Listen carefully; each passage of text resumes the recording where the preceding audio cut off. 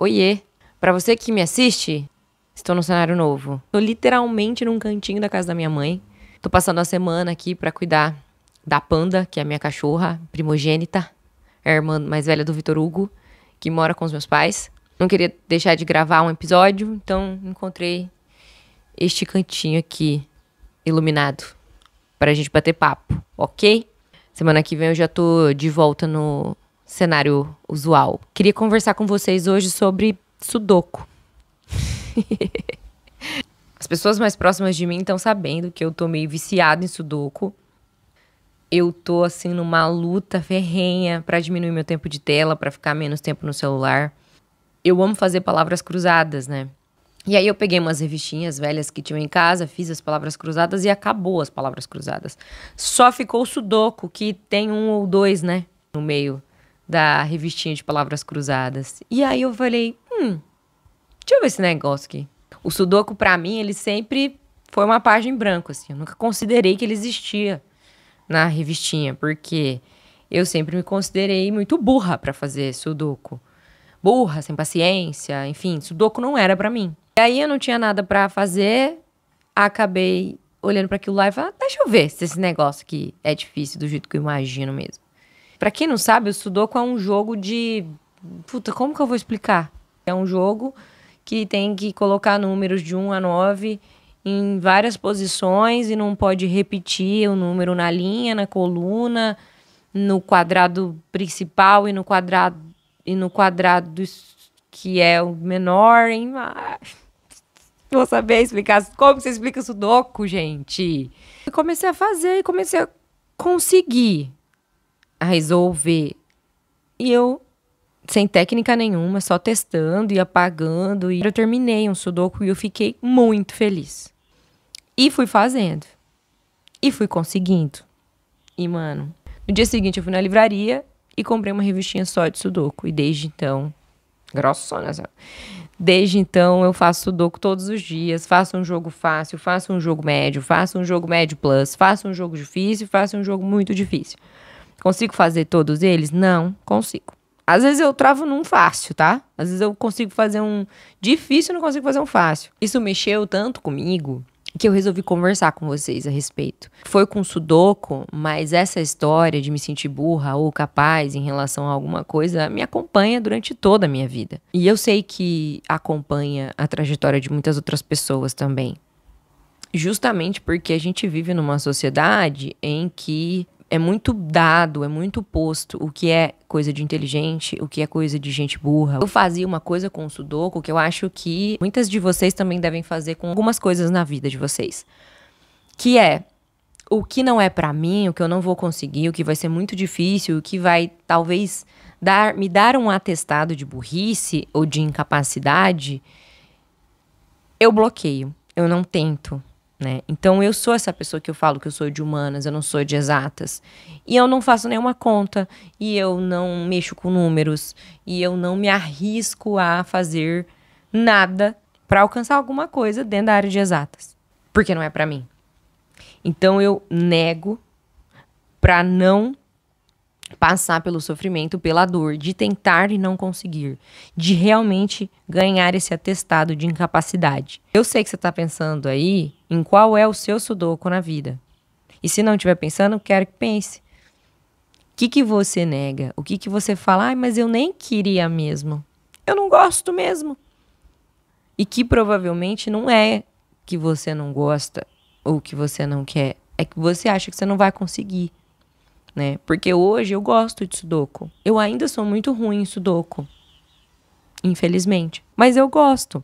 Eu gosto do desafio. Eu gosto da sensação que me dá quando eu tô quebrando a cabeça, não conseguindo, quase desistindo do jogo e encontro o número e termino o jogo. A sensação pra mim é muito boa.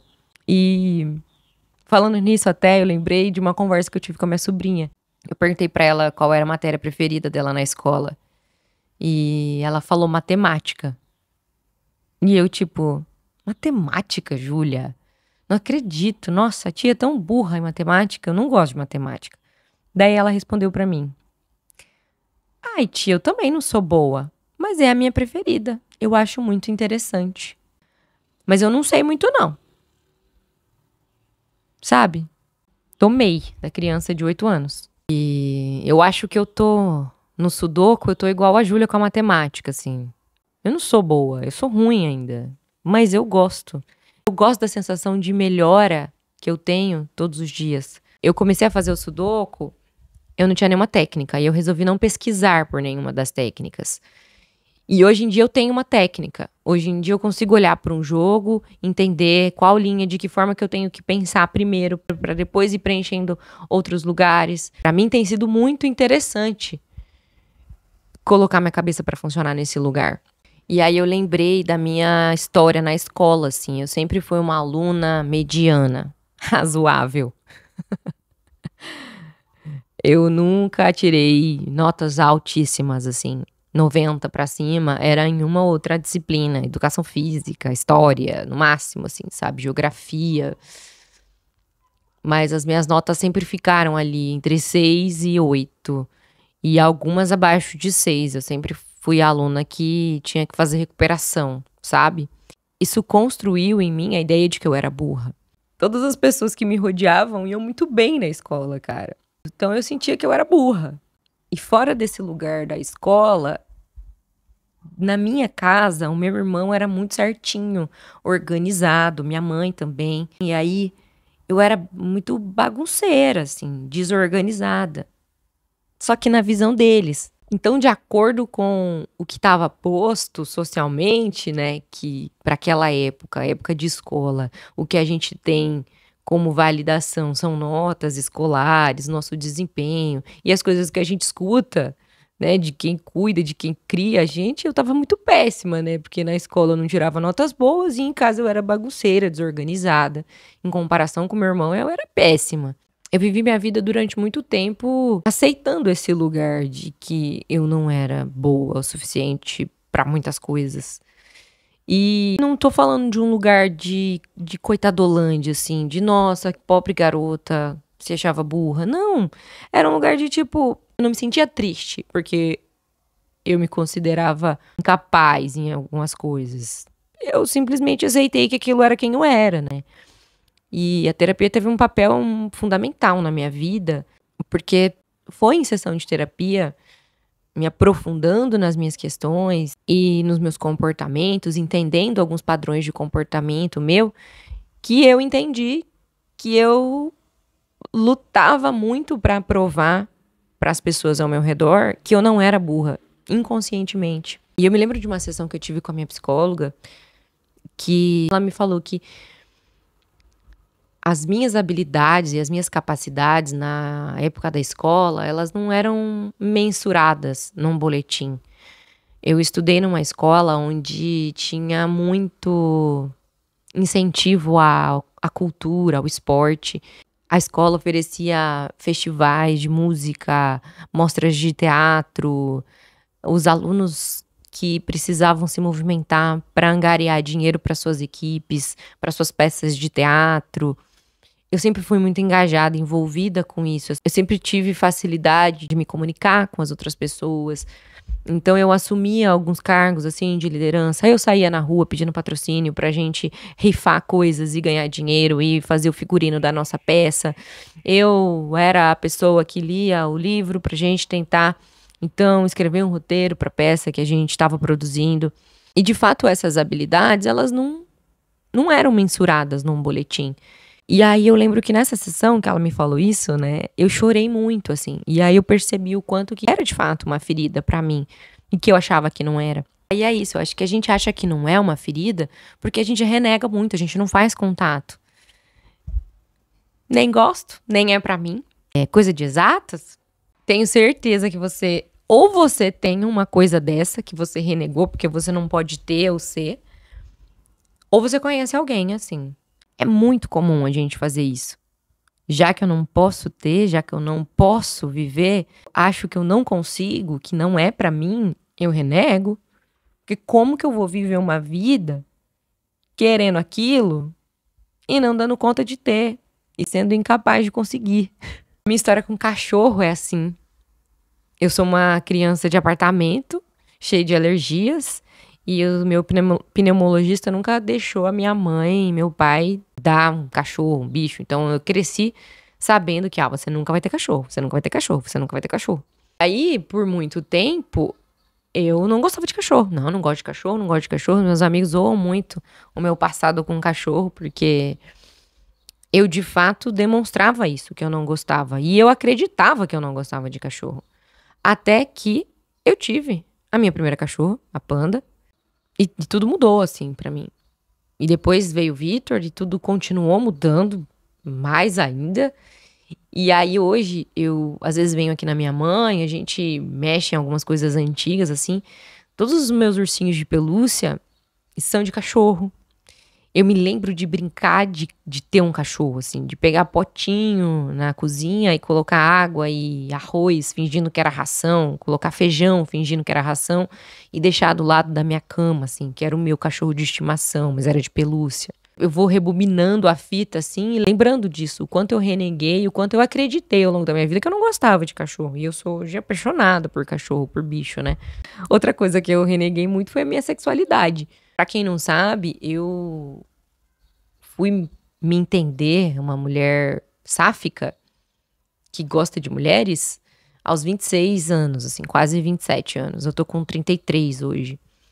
E até então eu fui uma mulher que performava muita feminilidade e muita heteronormatividade, assim.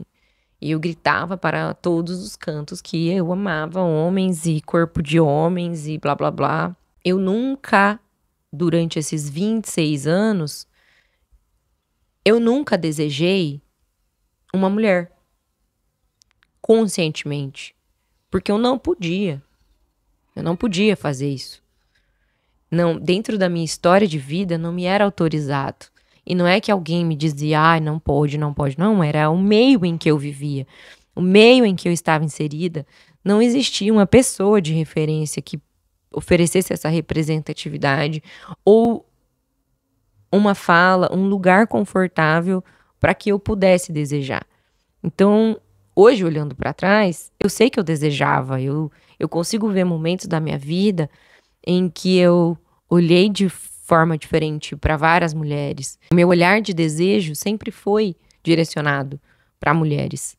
Eu chamava isso de admiração e não de desejo. Então, foi também mais uma coisa que eu recalquei. Psicanalistas, gostaram?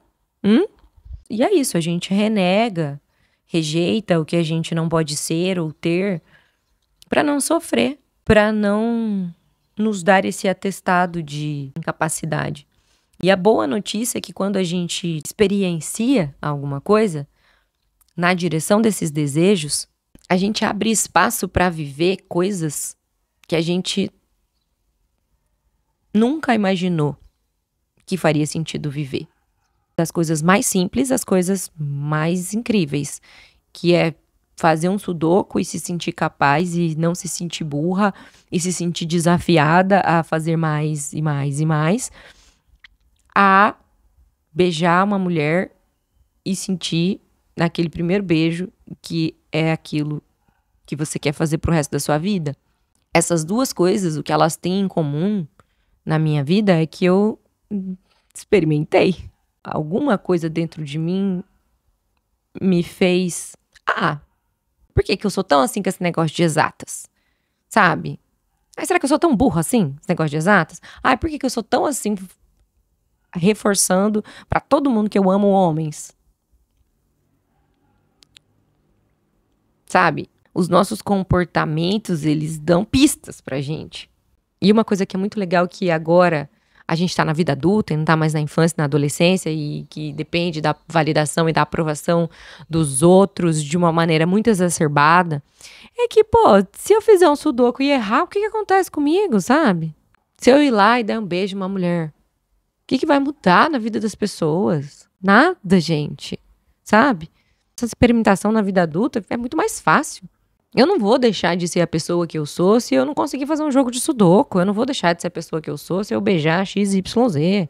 A gente tem muito mais recurso para lidar com os medos e com as circunstâncias que não nos deixava fazer tal coisas e recalcar tantas coisas dentro da gente.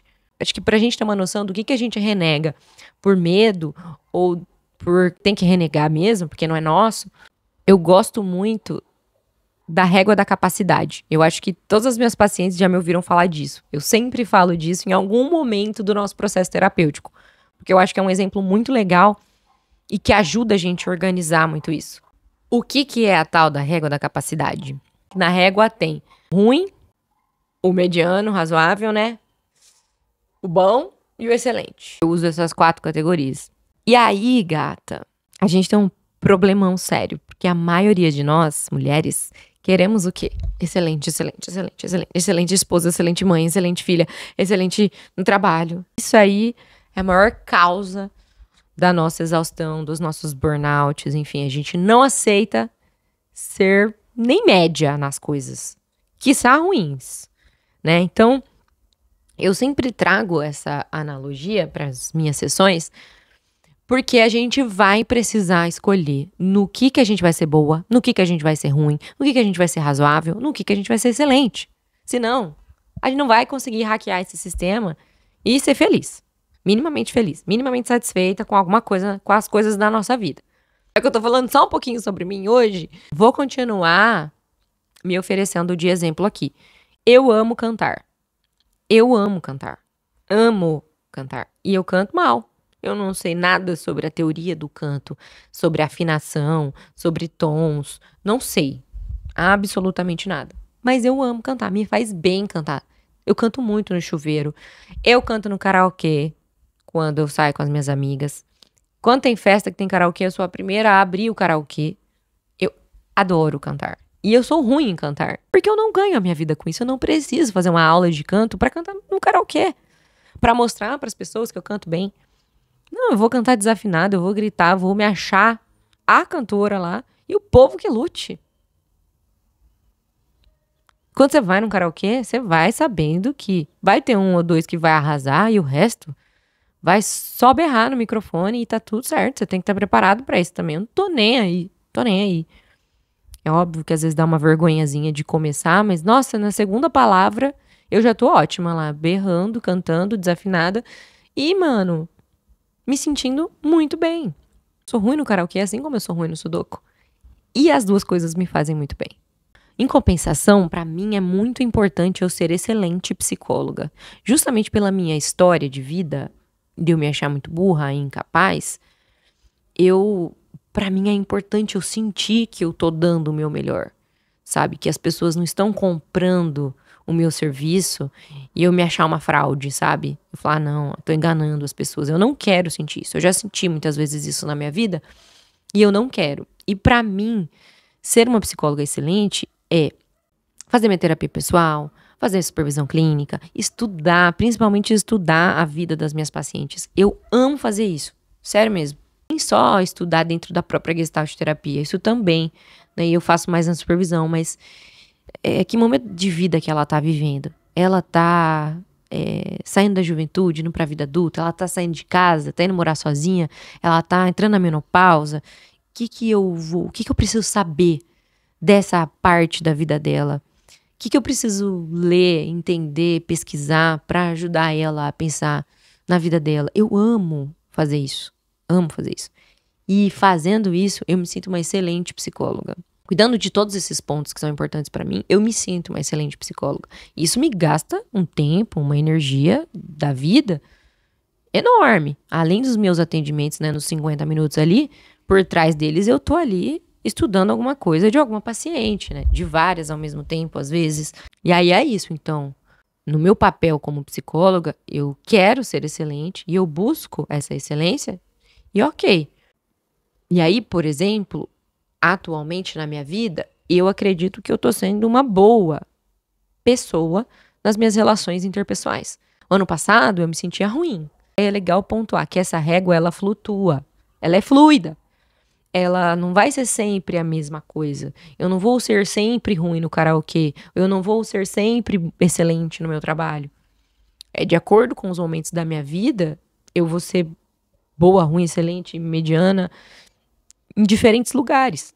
A minha vida vai pedir isso pra mim, né? Então, ano passado, Eu era uma boa psicóloga. E para ser boa psicóloga, eu tive que ser uma amiga meio ruim, uma filha meio ruim, ausente, porque eu tava com pouca energia. Eu vim de um lugar emocional na minha vida o ano passado que eu tava com pouca energia para lidar com os diferentes papéis que eu tinha que assumir. Para eu ser uma boa psicóloga, eu tive que lutar muito. E era isso que eu podia entregar, eu não estava sendo excelente em nada. Eu não estava sendo excelente em nada o ano passado. Então, esse ano, eu já consigo ser uma excelente profissional, eu já consigo ser uma boa pessoa nas minhas relações interpessoais. E que me permite chegar nessas duas coisas que são muito importantes para mim, nas minhas relações de trabalho e interpessoais, eu ser boa e excelente, é diminuir minha régua no resto das coisas. Tipo, olha isso, para mim isso aqui é razoável, tá? Dentro da minha régua da capacidade, eu gravar sentada no chão, ajeitar uma parafernália aqui atrás, sabe? Eu tô com dor nas costas, esse cenário não é bom, sei lá, pra mim isso aqui é razoável, mas é o que tá tendo. Vocês estão conseguindo olhar pra minha cara, ouvir minha voz, a mensagem vai ser passada. Eu não ganho dinheiro com um podcast. Então tá tudo bem, esse improviso aqui. E eu acho que entender sobre a sua própria régua da capacidade te liberta, cara, de conceitos muito rígidos estabelecidos. A gente questionar esses conceitos rígidos do que é ser bagunceira, do que é ser desorganizada, do que é ser burra, do que é ser inteligente. Cada um vai ter um conceito de alguma coisa. E eu acho que o que mais vai importar é a gente desconstruir o que veio de fora e a gente pegou sem refletir. Hoje eu não me considero bagunceira e eu não mudei muito da época da minha adolescência, em que a minha mãe e meu irmão me achavam bagunceira. Eu só não sou milimetricamente organizada, metódica, nem sempre tá tudo muito limpo e no seu lugarzinho. Não tá. Mas eu tenho a organização que faz sentido pra mim. A roupa que eu não guardo no guarda-roupa é porque tá usada e dá pra usar de novo. Então a roupa não tá limpa, mas não tá suja. Então ela vai pro cabide ou pro braço da minha cadeira. Essa é a minha organização. Que pra eles antes era tá tudo jogado, ou não tá guardado, ou não tá organizado, ou não tá no cesto, ou não tá no guarda-roupa. Não tá, porque eu vou usar de novo. Pra mim funciona desse jeito. Quando a gente fala de, até né, nesse conceito de o que é ser limpo, ser organizado e tal, eu fui criada por uma mulher que tem a limpeza como um valor. É uma geração de mulheres que foram criadas cuidando de casa e de limpeza de uma forma muito extrema, porque era isso que dava valor a elas. Eu fui criada por uma mulher assim. E eu nunca alcancei o nível de organização e limpeza da minha mãe depois que eu fui morar sozinha. E eu sinto falta, obviamente, né? Porque aqui as coisas na casa dela são impecáveis. Se eu for impecável nessa limpeza e nessa organização, assim como ela, primeiro que não faz sentido pra mim, né? Mas se eu fizer isso, não vai me sobrar tempo, energia, disposição pra fazer outras coisas que são importantes pra mim. Como, por exemplo, gravar um podcast pra vocês. Como, por exemplo, passear mais de 1 hora por dia com meu cachorro, fazer o meu sudoku, que eu demoro também pra fazer, ler um livro, né? Então, eu organizo a minha casa de um jeito que seja habitável, limpo, razoável, organizado dentro do que é organização pra mim, e tá tudo bem. É uma casa que me serve, é uma casa viva, é uma casa que tem um cachorro safado. A gente precisa questionar o que é que veio de fora e de muito tempo, que às vezes nem faz sentido pra você, e você tá aí gastando sua energia e ainda tendo que ser excelente nisso. E aí, sendo excelente nisso, você não consegue ser excelente no que você realmente quer fazer e que você nem sabe que você quer fazer, porque você não descobriu, porque você não foi atrás, porque você renegou. Aqui na Gestalt Terapia, a gente costuma dizer que a gente não é nada, a gente está. Isso ajuda a gente a sair das caixinhas que a gente foi colocada ao longo da vida e continua se colocando.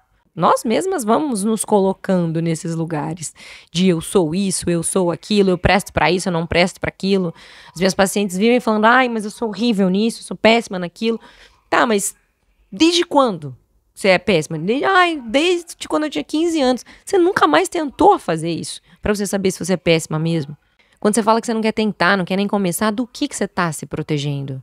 Quando você fala que algo não é pra você, do que você está se protegendo? Você não pode errar, você não pode passar vergonha, você não pode dar um vexame, você não pode ser vista sendo ruim. O que te acontece se você for ruim? O que te acontece se você pegar um livrinho de sudoku, tentar fazer e não conseguir? Você deixa de ser quem você é?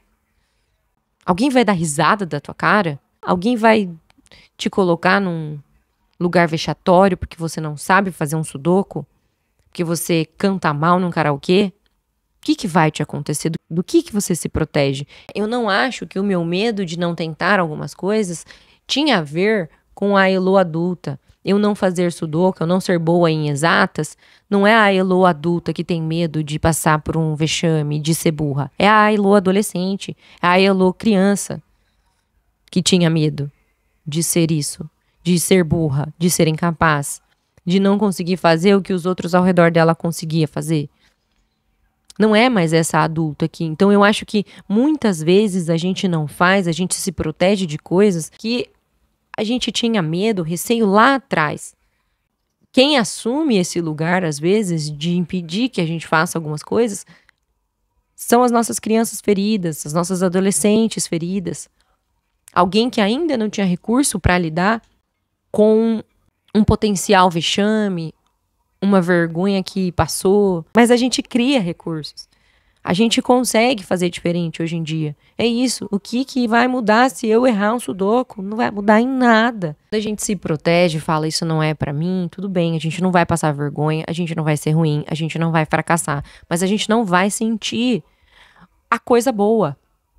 A gente não vai sentir a satisfação de ter vencido aquilo, de ter vivenciado aquilo que a gente achava que nunca ia vivenciar. Eu falei um pouco disso no episódio do Mito da Segunda-feira, eu começo, né? Que a satisfação que vem quando a gente tenta algo, quando a gente colhe o fruto de ter ido, de ter plantado, é maravilhosa. É maravilhosa. Sério, quando eu termino um joguinho de sudoku, gente, eu fico tão feliz. Aff. E beijar a mulher, então, misericórdia. Vamos costurar esse episódio, que eu divaguei, falei um monte. O carro do sonho tá aqui me enchendo o saco, eu tô desconcentrada. Mas vamos costurar. O episódio de hoje é pra você pensar qual é o seu sudoku. O que você ficava renegando, o que não é pra você, mas que no fundo, talvez se você fizer, vai te dar um prazer, vai te dar uma sensação de capacidade, de inteligência, vai bater nesse lugar de talvez isso seja pra mim sim. O que é o seu sudoku? Do que você se protege quando você renega algumas coisas? Quem tá se protegendo é de fato a adulta que tá aí me ouvindo agora? Ou é a criança, ou é a adolescente que foi ferida em algum momento da vida? Para isso, crie a sua régua da capacidade. O que eu posso ser ruim, o que eu posso ser razoável, o que eu posso ser boa e o que eu posso ser excelente, o que eu quero ser, o que eu não dou conta de ser. E para essa régua da capacidade, eu acho que você ainda vai ter que investigar esses conceitos prontos da vida que a gente recebe.